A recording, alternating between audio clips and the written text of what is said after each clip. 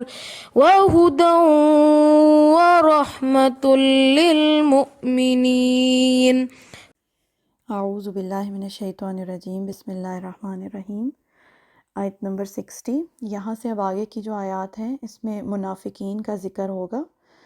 جب نبی صلی اللہ علیہ وآلہ وسلم ہجرت کر کے مدینہ میں گئے تو وہاں یہودی قبائل آباد تھے پہلے سے۔ انہوں نے اوپر اوپر سے تو اسلام لانے کا دعویٰ کر لیا، مسلمان ہو گئے، نبی صلی اللہ علیہ وسلم کو اپنا امیر بھی مان لیا، لیکن دل سے نہیں مسلمان ہوئے تھے۔ اب ان آیات میں اللہ تعالیٰ ان کا جو نفاق ہے وہ کھول کر بیان کریں گے۔ جب انسان مسلمان ہونے کا دعویٰ کرتا ہے، اسلام لے کر آتا ہے، تو اس کا یہ مطلب ہوتا ہے کہ اب اس کی پوری جو زندگی ہے وہ اللہ تعالیٰ کے اصولوں پر چلے گی۔ یہ ایک طرح کا وعدہ ہوتا ہے، یہ ایک طرح کا پرومس ہوتا ہے کیا کہ اب 100% اوبیڈینس کی جائے گی اللہ تعالیٰ کی۔ اگر ایسا ہو نا کہ کچھ انسان اللہ تعالیٰ کی مان لے، کچھ اپنے نفس کی مانے، تو اس کو کہتے ہیں منافقت۔ اور یہ اسلام کے لیے سب سے زیادہ خطرناک چیز ہے، بالکل پوائزن کی طرح ہے، کیونکہ جو کافر ہوتا ہے وہ تو علل اعلان کفر کر رہا ہوتا ہے، وہ نظر آ رہا ہوتا ہے، اس کا پتہ ہوتا ہے کہ یہ کافر ہے۔ مگر جو منافق ہوتا ہے وہ اوپر اوپر سے مسلمان ہونے کا دعویٰ کر رہا ہوتا ہے مگر دل سے کفر کر رہا ہوتا ہے۔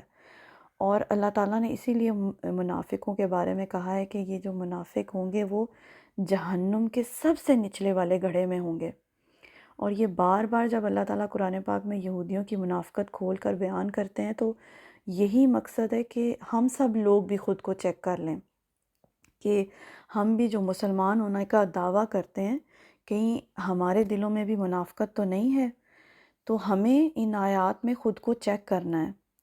اب جب نبی صلی اللہ علیہ وسلم مدینہ میں گئے تو منافقین جو تھے ان پر کچھ چیزیں بہت ہی بھاری تھیں جن کو اب ان آیات میں ڈسکس کیا جائے گا۔ ایک تو یہ چیز تھی کہ رسول صلی اللہ علیہ وسلم کی اطاعت انہیں بہت مشکل لگتی تھی۔ یہ لوگ کہتے تھے کہ ہم اللہ کو ماننے والے لوگ ہیں، تو کتابوں کو بھی مانتے ہیں، پیغمبروں کو بھی مانتے ہیں، تو اللہ کو مان لینا ہی مسلمان ہونے کے لیے کافی ہے۔ ضروری نہیں ہے کہ نبی صلی اللہ علیہ وسلم کی مکمل طور پہ اطاعت کی جائے، مگر مسئلہ یہ ہے کہ اب نبی صلی اللہ علیہ وسلم کے اس دنیا میں آنے کے بعد یہ ہمارے ایمان کا حصہ ہے، لازم ہے ہم پر کہ نبی صلی اللہ علیہ وسلم کی بھی اطاعت ہوگی۔ ابھی آج کل بھی آپ دیکھیں کچھ لوگ جیسے حدیث کے منکر ہو جاتے ہیں کہ نہیں ہم قرآن کو تو مانیں گے مگر حدیث کو نہیں مانیں گے۔ تو سمجھنے کی بات سیدھی سی یہ ہے کہ اللہ کے بعد نبی صلی اللہ علیہ وسلم کی اطاعت مشروط ہے، شرط ہے ایمان لانے کی۔ پھر کچھ چیزیں اور جو ان پر بہت بھاری تھیں، ان میں ایک قتال فی سبیل اللہ، یعنی اللہ کے راستے میں جان دینا بہت مشکل لگتا تھا۔ جس وقت جہاد فرض کر دیا جائے تو کوئی بھی انسان اگر اپنی جان کو ترجیح دے کہ نہیں مجھے تو قتال کے لیے نہیں نکلنا ہے، تو اس کا جو ایمان ہے نا وہ مشکوک ہے، کیونکہ اللہ تعالیٰ قرآن پاک میں کہتے ہیں مومنوں سے اللہ نے خرید لی ہیں ان کی جانیں اور مال بدلے جنت کے۔ اسی طرح پھر ان پر منافقین پر ہجرت کرنا بہت بھاری ہوتا تھا، یعنی سارا کچھ چھوڑ کر اپنے گھر بار چھوڑ کر نکل جانا یہ بہت مشکل ان کو لگتا تھا۔ تو انہی سب باتوں کو ان آیات میں اب ڈسکس کیا جائے گا۔ اللہ کہتے ہیں الم تر الی الذین یزعمون، کیا نہیں دیکھا تم نے ان لوگوں کی طرف جو دعویٰ کرتے ہیں، یعنی جو زوم رکھتے ہیں، انہم بے شک وہ آمنو ایمان لائے، بما انزل الیک اس پر جو نازل کیا گیا تیری طرف یعنی نبی صلی اللہ علیہ وسلم کی طرف، وما انزل من قبلک اور جو نازل کیا گیا آپ سے پہلے۔ یعنی یہ وہ لوگ ہیں جو صرف دعویٰ کرتے ہیں، زوم رکھتے ہیں، کیا یعنی منہ سے صرف یہ کہتے ہیں کہ وہ آپ صلی اللہ علیہ وسلم پر ایمان لے آئے ہیں اور آپ سے پہلے جو بھی پیغمبر تھے اور کتابیں تھے ان پر بھی ایمان لے آئے ہیں، لیکن یہ صرف ان کا دعویٰ ہے، زوم ہے۔ یریدون ان یتحاکموا الی الطاغوت، وہ چاہتے ہیں کہ وہ فیصلہ لے جائیں طرف طاغوت کے۔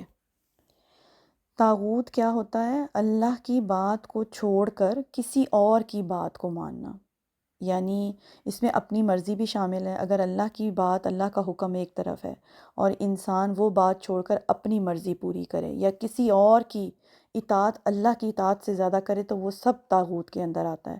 یعنی جو بھی نظام اللہ کے نظام سے ٹکرائے گا طاغوت میں داخل ہے، اور یہ زندگی کے ہر شعبے میں چاہے گھریلو زندگی ہے، معاشرتی زندگی ہے، سیاسی، ہر جگہ پر نظام جو ہے وہ اللہ تعالیٰ کا ہی ہوگا، اور اگر نہیں ہے تو طاغوت ہے۔ اب اسی مقام پر رک کر ہمیں یہ سوچنا ہے کہ ہم جو زندگی گزار رہے ہیں کیا وہ مکمل طور پر اللہ کے اصولوں پر ہے یا نہیں۔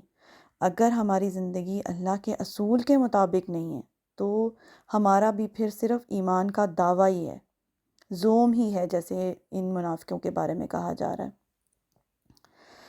تو ٹائم ہو رہا ہے اوپر، نیکسٹ آڈیو میں اس کو کمپلیٹ کرتی ہوں انشاءاللہ آیت کو۔ سبحانک اللہم و بحمدک، اشہد ان لا الہ الا انت، استغفرک و اتوب الیک۔ اعوذ باللہ من الشیطان الرجیم، بسم اللہ الرحمن الرحیم۔ آیت نمبر 60 ہم پڑھ رہے تھے۔ اس میں جو یہودی تھے مدینہ کے، ان کی منافقت اللہ تعالیٰ کھول کر بتا رہے ہیں کہ نبی صلی اللہ علیہ وسلم کے آگے آ کر اسلام کا دعویٰ یہ کرتے تھے مگر دل سے مسلمان نہیں تھے۔ اللہ کہتے ہیں یریدون ان یتحاکموا الی الطاغوت، وہ چاہتے ہیں کہ وہ فیصلہ لے جائیں طرف طاغوت کے۔ نبی صلی اللہ علیہ وسلم کے مدینہ آنے سے پہلے یہ جتنے یہودی تھے یہ اپنے معاملات، اپنے مسائل کو لے کر یہودی سرداروں کے پاس جاتے تھے حل کروانے کے لیے۔ جب نبی صلی اللہ علیہ وسلم مدینہ گئے اور انہوں نے نبی صلی اللہ علیہ وسلم کو اپنا امیر مان لیا، تو ہونا یہ چاہیے تھا کہ اب یہ اپنے معاملات کو لے کر نبی صلی اللہ علیہ وسلم کے پاس آئیں۔ اللہ اور رسول صلی اللہ علیہ وسلم پر ایمان لانے کا مطلب یہ تھا کہ یہ اب نبی صلی اللہ علیہ وسلم کو وہ اہمیت اور مقام دیتے جو یہ پہلے اپنے بڑوں کو دیتے تھے، مگر دیکھا یہ گیا کہ ایمان لانے کے باوجود یہ اپنے معاملات کے حل کے لیے، اپنے مسائل کے حل کے لیے اپنے ہی بڑوں کے پاس، اپنے ہی علماء کے پاس جا رہے تھے۔ یہاں طاغوت کہا جا رہا ہے یہودیوں کے سرداروں کو۔ وقد امروا ان یکفروا بھی، اور تحقیق وہ حکم دیے گئے کہ وہ کفر کریں اس کا، یعنی اسلام لانے کے بعد اب نبی صلی اللہ علیہ وسلم کو وہ اس مقام اور اس رتبے پر بٹھانا چاہیے تھا ان کو، لیکن طاغوت کے ساتھ بھی وفاداری ہے اور مسلمان ہونے کا بھی دعویٰ تھا۔ یہاں سے ہمیں ایک بہت ہی اہم سبق ہے جو مل رہا ہے، وہ سبق یہ ہے کہ اسلام جو ہے وہ ایک پورا طرز زندگی ہے، ایک لائف سٹائل ہے، کیونکہ ہم بھی تو مسلمان ہیں، ہم بھی تو اسلام کا دعویٰ کرتے ہیں نا، تو ہمیں یہ چیز چیک کرنی ہے اسلام کا جو پورا لائف سٹائل ہے وہ ہماری زندگی میں نظر آنا چاہیے۔ اسی کو اللہ تعالیٰ قرآن پاک میں صبغۃ اللہ کہتے ہیں، اللہ کا رنگ۔ کیا ہے اللہ کا رنگ؟ کہ آپ کی زندگی میں نظر آئے کہ اللہ اور رسول صلی اللہ علیہ وسلم کی جو بات ہے وہی آپ کی زندگی میں سب سے اہم ہے۔ آپ کا پورا جو لائف سٹائل ہے وہ اس پہ مکمل اطاعت نظر آنی چاہیے۔